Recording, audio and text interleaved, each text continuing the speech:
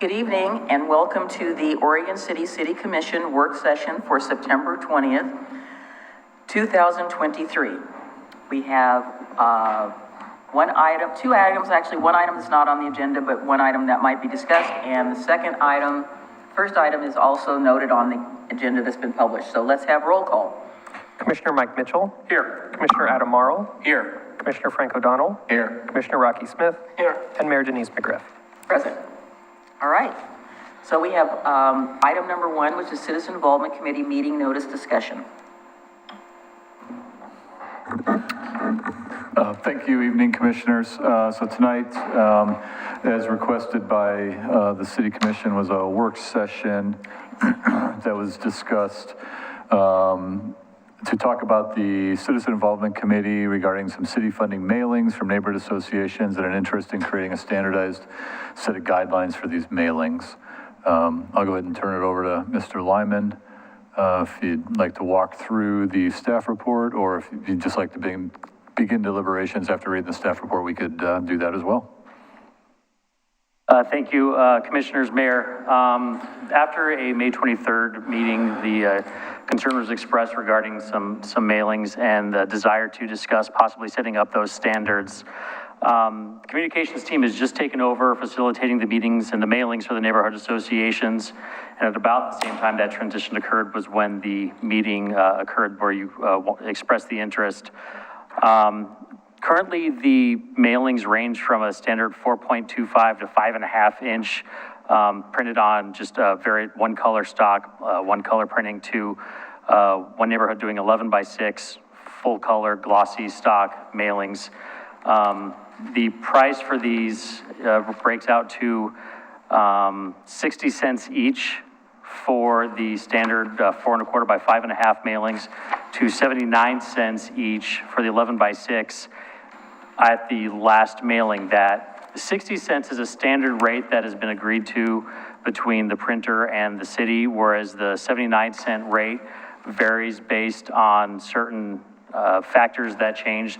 The price of paper stock changes from time to time, ink and so forth, so that number is flexible, but during the last mailing it was 19 cents a unit more than the other. The math that we put together here, the neighborhood association that did that larger mailing for 1,477 residents, it cost $1,158. Had the traditional standard sized mailing been used, it would have been $886.20. So that's the difference there. So tonight, the recommended or possible choices are that you require all city funded mailers to comply with the set size, paper and printing style, require that the additional cost for printings outside the standards be covered by funds from outside the city, or we just leave the process as is and let it go. All right, commissioners, do you have any discussion items on this particular item? Discussion comments, on this item. Whoever would like to go first, just please go. Well, first of all, I want to thank staff for bringing this forward, and for Commissioner Mitchell for bringing this to our attention earlier in the year. I think that as the liaison to the CIC, we had a discussion about this, which also morphed into a bigger discussion about code of conduct, which is something that I'm looking forward to observing at their next meeting, but I felt that keeping it more focused needed to happen at the commission level while they had the deliberations on their code of conduct, which might get more detailed than we would like to be at the commission level. I don't think that there needs to be anything too stringent, especially because most of the neighborhood associations already follow the standard that I would be advocating that we follow, which is just a single color, the small postcard size that is in the meeting attachments, and just keep it simple. Any other comments? Go right ahead. I mean, obviously, it's not a huge amount of money. To me, it's more an image thing, even though the neighborhood associations, you know, there's this kind of strange relationship between the city and the neighborhood associations where we recognize them, but they're not an official city committee. To the public, they are a city function. And frankly, the postcard that was sent out, the color postcard that was sent out by my neighborhood association, looks like something that the gutter repair guy would send out and not a city.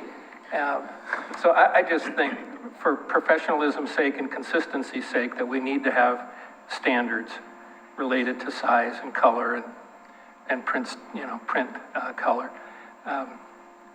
Just so we're sending a consistent message and a professional message. Mr. Lyman spends a lot of time protecting our image and brand as a city, and those kind of things, like that postcard, just don't enhance that. Brent? Any comments? Not a lot. I mean, I don't want to micromanage this thing. I think a consistent publication is recognizable. I think it's all about compacting and consolidating the message and putting it on that standard thing and putting it out. And I know that's part of the management of that function. And other than that, I don't want to micromanage this and say 1 month you can do 8.5 by 11. I just standardize it. It's recognizable as soon as you see it, and it doesn't go in the trash as unrecognizable. That's about all I've got to say about it. Rocky?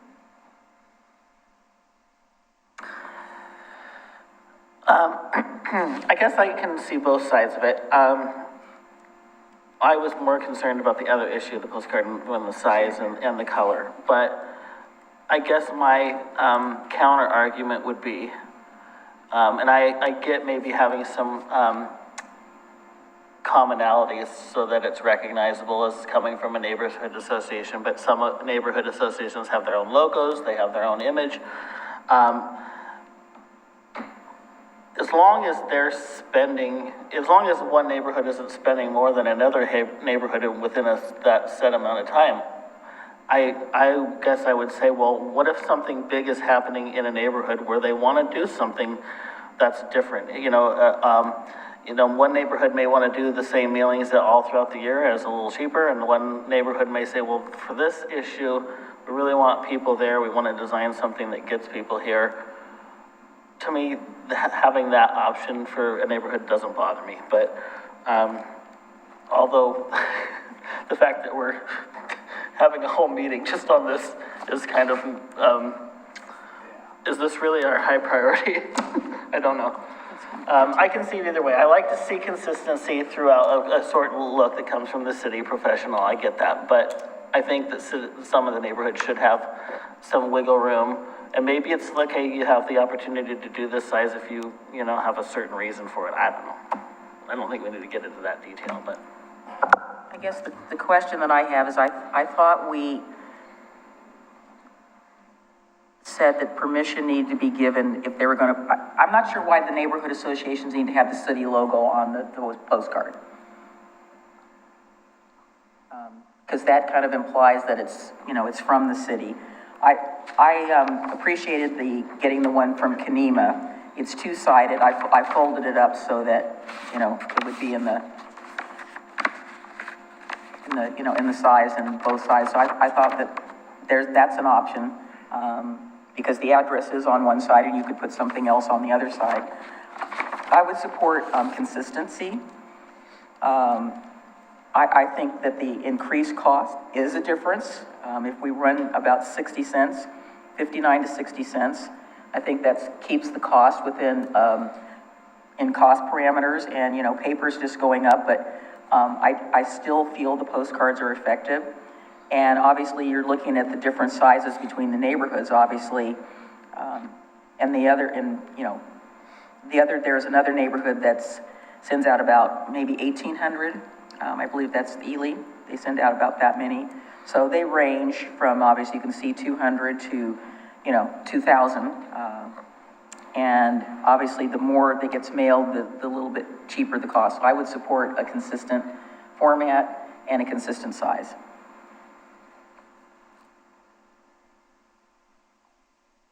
When you say consistent format, do you mean like This format- messaging and everything, or just? No, Okay. they can use whatever they want to have on the postcard, But the size, I think, needs to be consistent. That way we have some idea of what the costs are over time, because we know that they range, you know, in scale between, like you said here, I think the 79 cents is more. And I think, I just get concerned when the city's logo is just sort of bantied about, you know, people take it off and put it onto stuff. If it's something we're sending out, that's one thing, but, you know, we are paying for it. We're not basically, you know, I mean, the staff is reviewing the content of it to make sure it meets the guidelines and all of that. But other than that, I don't know whether we should be having the city logo on it. Right, so I think the big things are size, material, and single color. It's exactly as Commissioner Mitchell said, maintaining professionalism and consistency in the way that we communicate with our citizens. And I do think that the cost savings are real, because we had many people come to us during the budget process asking to increase funding for CIC, which we did, CIC and neighborhood associations, which we did. But even with that, which I felt was not enough, we need to make sure that every single cent that our neighborhood associations have counts. So when you mean one color, you're talking basically black ink. Right. Yeah, not colored ink, but any color paper that's available that print shows up on, because obviously you wouldn't want to do black because it won't show up. Currently, what the printer does is it's basically whatever paper they have available. Yes. A lot of neighborhoods are able to request a specific color if they want, and that doesn't change the price. But so far, of the 4 or 5 requests I've gotten since I've taken this over, I've only had 1 of those requests come through. Yeah, I think I'm aware that one of the neighborhoods always requests Astro Brights, and they always have Astro Bright. Whether it's pink, you know, yellow, that bright green, or, you know, orange, or, those are pretty standard colors. So I'm going to take a little bit of license. I know that this isn't a public hearing, but I see that Mr. LaSalle is here. And do you have anything you'd like to say? You want any thoughts? We're not voting, obviously. We're giving direction. I'd like to give you a little deference.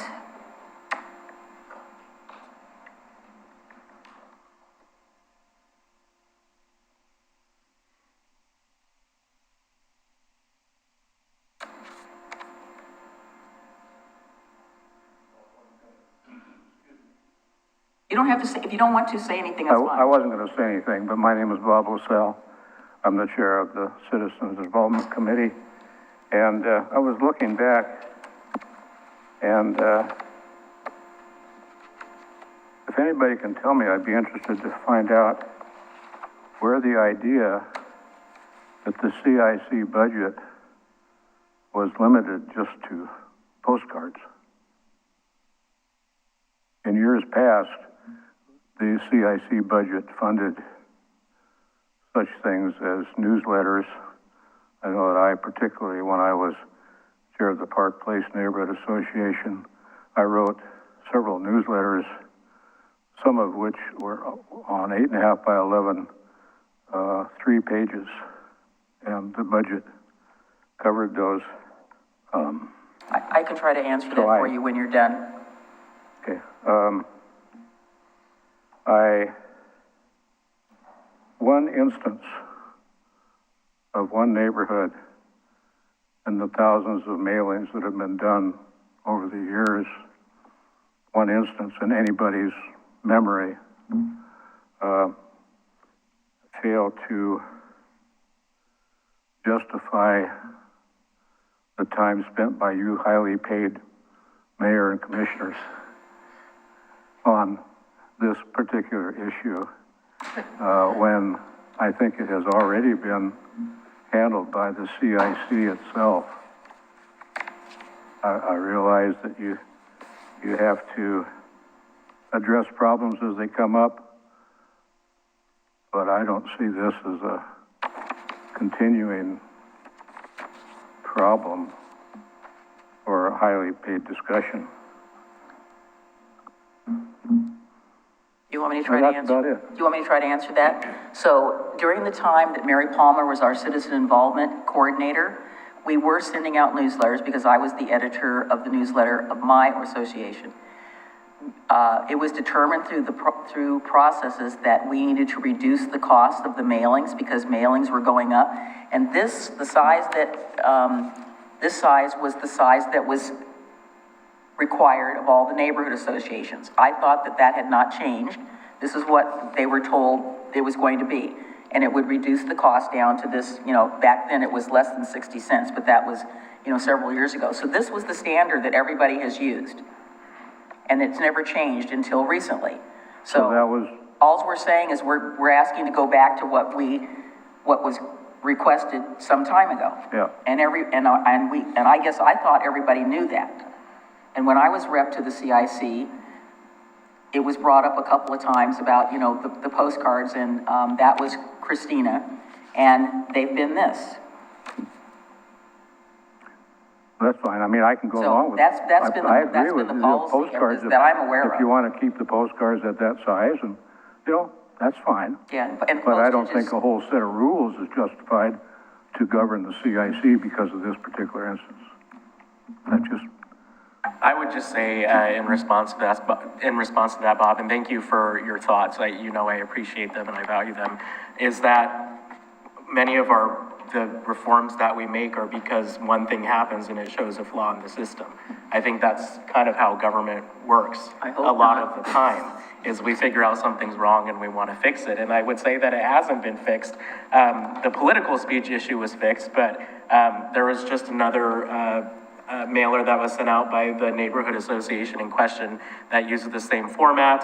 And I think that, when I requested this, it wasn't necessarily to be alone in a single-hour meeting, but I think that the use and the spending of city money does deserve our watchful eye over it.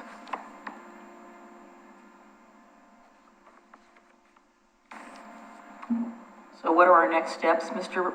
Conkle? So we're not voting on it, but we're giving direction. That's my indication. Am I correct? Yeah, I think what I've heard is focusing on creating some type of a policy concerning mailings that address the size, the card material, and kind of a single print color associated with them to create a Postcard can standard be two sides, postcard. obviously. Certainly, yeah. And I would like to have us be more consistent about the use of our logo. We don't want people just taking it and putting it on stuff when that is not. If we're co-sponsoring something with somebody and they ask for the use of the logo, that's where permission is granted. Okay. So no city logo on neighborhood association mailings? I've never seen it on anybody else's Okay. news postcard. I'm not sure why it needs to be on there, actually. I don't know, are you guys have any strong feelings about it or not? I mean, it's not the neighborhood association, I'm talking about the use of our logo, period. That we should not be having it put on this thing and the other thing without some sort of check and balance, period. Because people see that and then they think, oh, well, the city must be doing something. So is it appropriate for the neighborhood associations to have the city logo on their newsletters or anything that they're publishing? I don't know. That's why I'm asking the question. Or anybody else out there. I mean, sorry, go ahead. I hadn't thought about it much until now, but it's not an official document issued by the governing body or by this, so I don't see the need for it, plus it consumes space. So, I mean, the heading says what the document is, that's all that's needed. I just don't see, I would remove it. It's a short story, I would not put it on there. Michael, I agree with that. Doesn't need to be there. Adam, Rocky, okay. Okay. And I'm just applying that across the board to, unless we're involved in the publication of something, our logo really should not be on it. And most of the governmental agencies ask us, they don't put our logo on things when, without our permission, because I'm sure we'd have a complete meltdown. Okay. So we'll work on creating some type of a policy document that can be implemented. Okay, perfect.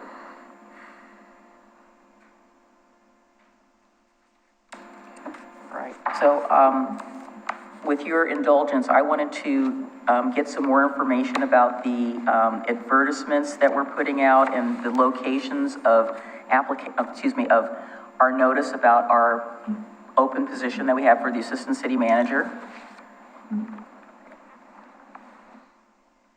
Okay. I've been asked about it by members of the public. I said, I don't know, so this is probably a good place for us to find that out. Go ahead, Nev. So the question is just where we've got it posted? Yes, and you know, how widely are we posting?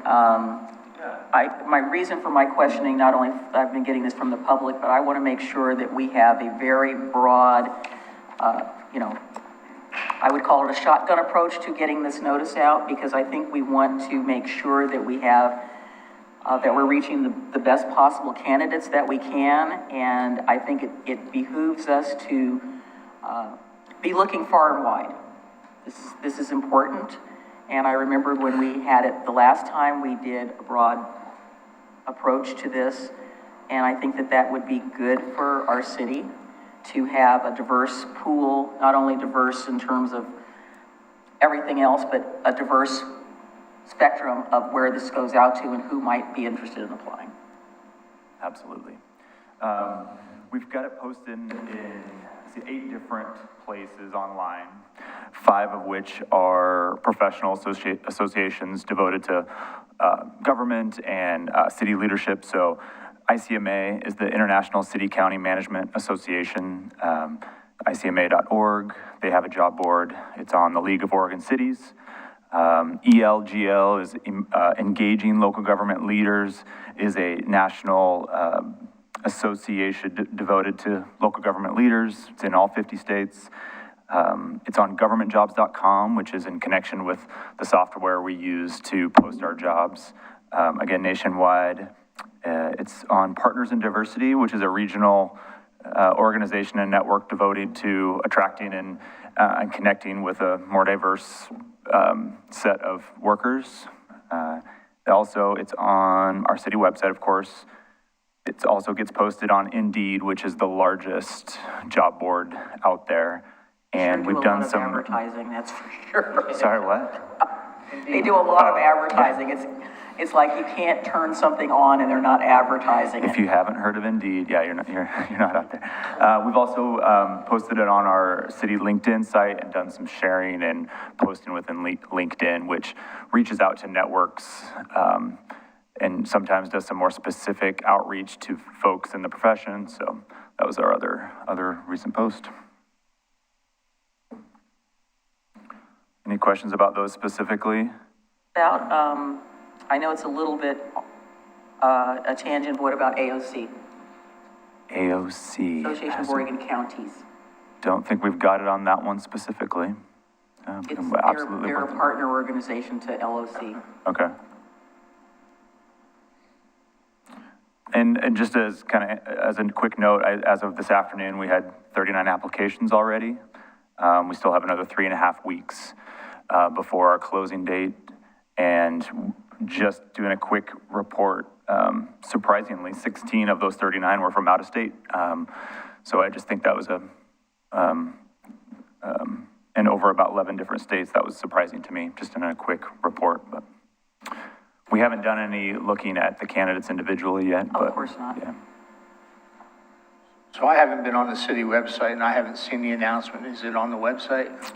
Yeah, absolutely. It's on our website within our human resources page, and I think we've got it highlighted and pinned on our front, on the front page. I was curious if it describes the process at all in just some, not a lot of detail, but short detail. It doesn't have much about the process other than what we've requested. I'm trying to remember off the top of my head. No, it doesn't really have specifics about our steps of our process. We have some general information on our HR site, but not specifically to this process.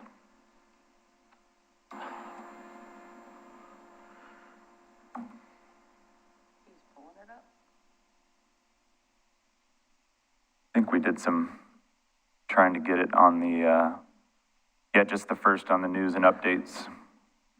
Into the Pinned to the front page. And from there, it does take us into our application software, NeoGov, where it's posted, has all the information and instructions on how a candidate can apply.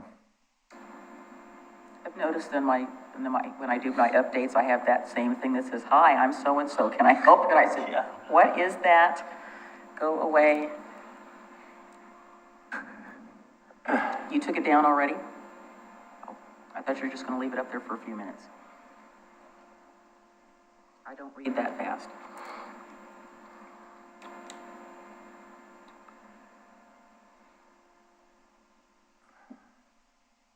That answer the questions? Click on it. Thank you. Well, the only reason I ask about the process, and I know we had a lengthy discussion last time about organizational charts, and I'm not going to revisit that. I do feel strongly that the city commission, that this position differs from a departmental head as an acting city manager for a week or something, as opposed to this individual, man or woman, is second in command that may find themselves interfacing with us directly at any given moment if Mr. Conkle were to move on or something were to happen.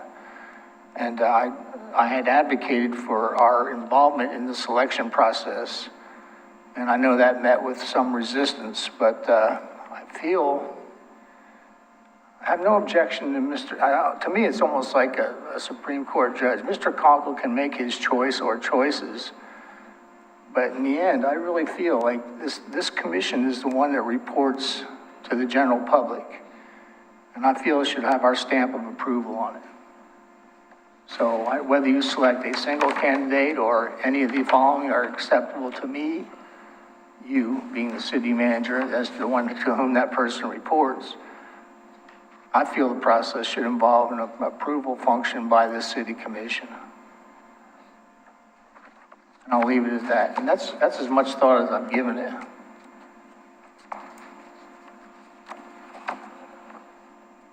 Anybody else want to add anything? Adam? Mike? Rocky? You're thinking, I know, because you're clicking your pen. Well, you're thinking. Yeah, Okay, go ahead. Yeah, go ahead. So I fully understand, and I hope I fully understand, that this position, like the previous position that we had, is going to report to the city manager. This person will be given assignments that will more than likely have that person interact with us. That does not mean that we would be giving this person direction unless it's something that they're here for at the commission meeting. We say, okay, well, we'd like you to do X, Y, or Z further, and then they're going to be looking at the city manager. He's going to direct that person to follow up on whatever it is. My one concern about the org chart, and I probably have it in my binder, or at least the proposed, is that I would like to see, and this is just me, and I'm going to preface it by saying, having been on both sides of the quotient involving employment, number one being an exempt employee, and number two being a member of an employee union, I would like to see more of a direct connection for the employees, both management and represented, to the HR director that's not going through a bunch of other people. And the reason I ask that is over my career, whenever there was many layers between the employees, the HR manager, and whoever was the executive, there were always problems, because even though the door is open, they say, oh, you can come to me directly, nobody ever feels like that, particularly as a represented person. And I would like to see the HR director, or whatever we're calling it, have a direct link to the city manager, because the buck stops there. Employees have a difficult enough time getting things to where they need to go, because there's always seems to be, perceived or not, some impediment. And having to go through many layers, I've not personally found in my career that was very helpful. Even though there were professed, the door is open, you come directly to me, and you get, well, why didn't you talk to the HR director? Well, again, just based on my own experience with that. And that's where that is coming from. So when I saw that the assistant city manager was going to have the HR person under them, I thought that's just another layer. I actually hadn't given that a lot of thought either, but I understand the reasoning behind it. I've always felt that Mr. Conkle's strengths were outward facing, but also there's something to be said for continuity and for all the employees, whether they be, you know, hourly or exempt or whatever, or dealing with a known quantity directly. And in the end, I mean, the city manager will make the decision on any matters brought to him in that vein. I think you would not abdicate that responsibility to the... Absolutely not. In terms of termination or, you know, progressive discipline above what a Met director would typically do. But I also feel that in a service organization, and that's what we are, I've never lost sight of that, that our single greatest asset and the asset most needed to be managed effectively is your personnel. Absolutely. I mean, we're not selling equipment, we're selling a service, and giving it a fresh set of eyes just this evening, you know, I think there's value in the continuity that the folks that we've dealt with over the years, exempt, not exempt, or hourly, or salary, whatever you want to call it. You're either in the union or you're exempt. Union, non-union, they're familiar with Mr. Conkle, and I think, I mean, what you're suggesting is in that organizational chart, move that one segment over to the city manager as opposed to the, are we going to make a swap of some other duty? Keep it there. Keep it where it is. Well, the org chart as presented, I think, had it as under the assistant city manager. Right. So is there, so as not, and that's, to me, that might be the single most important function of a service functioning organization is the quality of the people you have in place. I mean, I've watched us strengthen this organization with the addition of some hires. And it's not equipment related, it's people related. So I wouldn't be opposed to moving that to the city manager. The question is there a trade-off? Is there some function that you're currently assigned that you would? Want to give up? I don't have the org chart. The whole thing. You want to just sit home and we'll send you a check? What do you want? Take it all back and, no, I mean, You want to be like, Ted and take all the departments? I guess kind of just a little bit of my thought process behind that was that when I started to talk with Patrick and, you know, how we would set this up in terms of kind of those internal functioning departments versus those more external ones. You know, when you think of external, you're thinking of planning, you're thinking of building, you're thinking of public works, police department. And obviously one of my charter designated identified responsibilities that's actually clear is the financial health of this organization, so finance. And then you start to think about the internal departments such as human resources, IT, you know, and that was the differentiation, caveated by, depending on who the successful candidate is, may bring skills that require that to maybe be reorganized a little bit based on their expertise. Maybe they've been a certain type of schooling that may exist. And then, you know, when I think about how this communication is going to work, you know, we meet weekly as a department head team. We all get together. That's not going to change with this position coming in. So that communication on that weekly basis is going to be there. This position is going to sit 20 feet away from me. Right? I see this as an extension of what I'm doing to try to add bandwidth and support the department directors with their decision making. I could see in a very, very large organization with multiple layers of management, because I understand your concern, because, you know, we're so small in the grand scheme of things.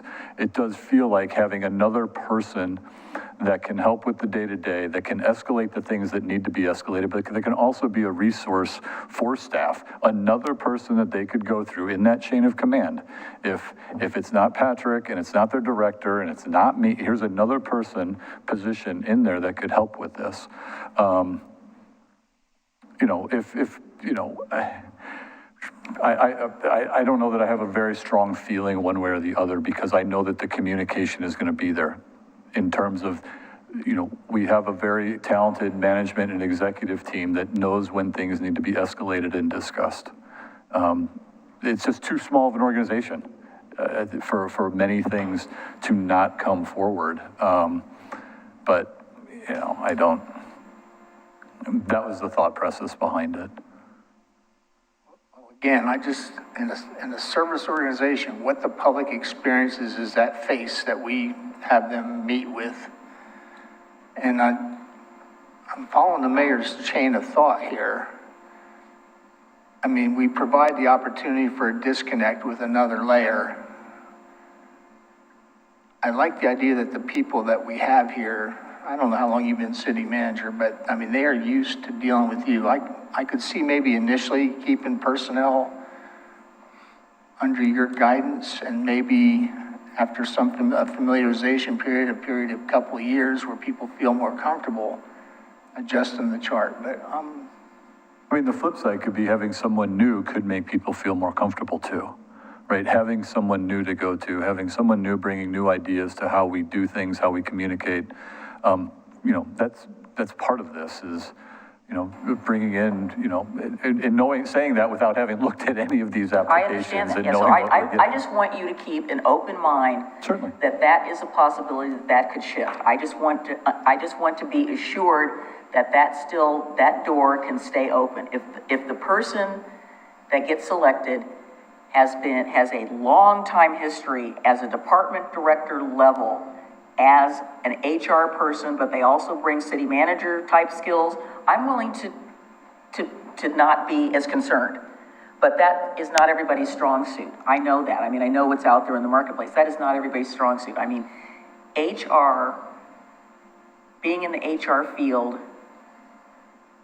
on the director level is something that you don't get overnight. You don't get it in 2 years. You get it with a lot of time under your belt, and you know, looking at things, looking at what the employees need, looking at training needs, looking at across the board about that. And you know, there are people out there. I mean, they cost an arm and a leg. You know, and I'm not knocking your experience, Patrick. You know, you haven't been an HR director that long, but you know, I've had the opportunity to work with people who've, you know, been directors of HR departments, you know, 15, 20 years. And so I'm, as long as you're willing to keep the door open and think about that, because again, I don't disagree with anything you said, Commissioner O'Donnell. Our employees are our greatest asset. And how they are dealt with and what their perception is, whether it's real or perceived, you know, HR always seems to be the one that, you know, gets the slight shrift in terms of employees. But, you know, and I haven't talked to any of our employees, so I'm not coming at this from the standpoint I've been talking to all the employees, because I don't. Some of them I know personally, but that's a whole, you know, we keep our conversations separate. So I just want to make sure the door is open, and it's a concern of mine,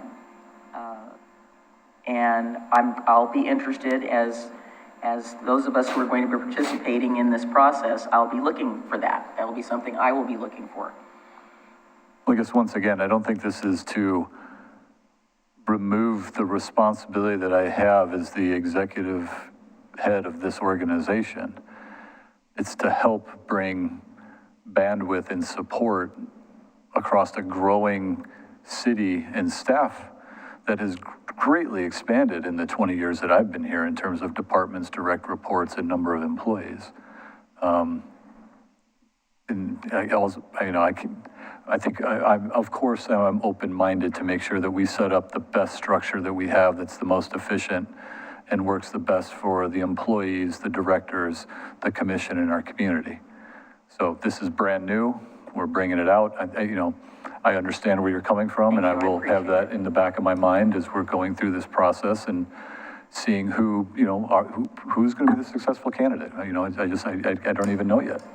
So let me bring one other thing up to you. So speaking about our directors, and I adore you all, there's not a lot of diversity there. I have a concern about that as well. We had Maureen, and now we have one other one. Yes? I'm talking about women. I'm talking about women, Kendall. No, you are not chopped liver. I'm not talking about diversity of race. I'm talking about diversity of gender. That not being the primary qualifier, by the way. I'm just saying, it's apparent to the community and it's apparent to me. Thank you, Kendall, for bringing a little humor into all of this. I know the Lithuanians and the Hawaiians are gonna raise their hand and say, what about me, And then people from Texas are gonna, have a concern about, they're not represented. So just wanna make sure we're covering all the bases here. On the other subject that I briefly touched upon, would you have any objection to you making the selection and the commission, I don't know if you say bless it or approve it or We're gonna weigh in. disapprove it? Yeah. I mean, yes, I would. I You mean, would object to that? just, the charter's not set up that way. Well, that's not a charter matter. The selection process isn't defined by the charter. So- The reporting structure is defined by the charter. But all of the staff, and even this discussion, the charter is very clear that I have the authority to move any staff member around in the organizational chart. It's my responsibility as the city manager of this organization. So I don't know how why we would get into a situation where we want to politicize what is not a political position. The commission's authority is to hire and fire myself and the judge. I don't understand your comment. Where did the political? Yeah, I don't I get can't even talk. The politicalization. Are you asking to give him a recommendation by what we see? I think what I understood was I would pick somebody, but I'd bring it to the commission to approve. Oh, I didn't think that's what you said. Is that what you said? That's what I was leaning that way. Okay, sorry, I totally misunderstood you saying that. I would be very happy to give my recommendation, as I did when we were interviewing the community development director, we were interviewing the parks director. I weighed in with a recommendation. I said, this is who I think is the best person, and I hope to be able to do that again. So I would let you know what I felt, what I thought through the process. That's going to be my involvement. I don't think that we have the ability to have him bring the recommendation. He's going to take our recommendation and he's going to make a decision, correct? If we're involved in the process. I don't know that he's accepting our recommendation or Well, our, I'm gonna take in Not as a group, I'm gonna take in the individually. comments. Right, exactly, that's what I was saying. And the observations. Sorry if I used the word or, I meant, The worst case is we have 4 candidates and I get 4 different opinions on who the best candidate is and one who thinks we need to go out again, right? I mean, that's the hard part of this is that, at the end of the day, I get that it's a higher level position, but it is still under the city manager. It's the city manager's responsibility, whether it's me or the next person, to hire, fire, and assign responsibilities to that position. Now, I realize that I'm trying to be accommodating to, how can I take that input in with the other input that we're going to get from The other staff, panel members, yes. community members, other stakeholders, directors. That is what my role is, to be that open mind, to take all those comments in and try to identify what the best candidate is here. I'm happy to give my input. That's my, so your intent is to seek that input from the commission prior to making your ultimate decision? individually, not as a group. Right. Through individually. the interview process, the open house component where comments can be given. Well, in the end, I've always said it, you stand responsible for those whom you select. It's your staff, you build them. But I would welcome the chance for us individually to comment on specific applicants. I Not think taking that choice away from you, that's just my thoughts on, Right, I think it's more of a providing input than a bringing it back to a public vote. Is the I'll leave it at that. differentiation that I see. okay. Yeah, it's input. Okay. All right. Any other business? All right, we will stand adjourned until 7 o'clock. Thank you.